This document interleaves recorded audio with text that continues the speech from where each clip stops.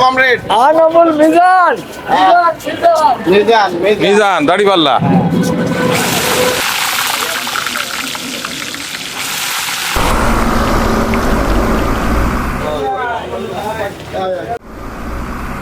মসজিদ মোহাব্বত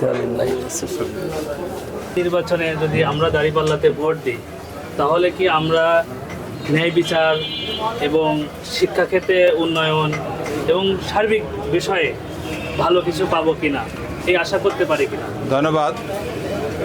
আমাদের স্লোগান যে আগামীতে একটি দুর্নীতিমুক্ত সমাজ গড়ব এবং ন্যায় এবং ইনসাফ ভিত্তিক একটি সমাজ হবে, যে সমাজে কোনো বৈষম্য থাকবে না, সকল মানুষ নিরাপদের সাথে থাকবে, তার যে মৌলিক অধিকার সেগুলো পূর্ণরূপে রাষ্ট্রের তত্ত্বাবধানে সেটা তাদের পূরণ করা হবে ইনশাআল্লাহ।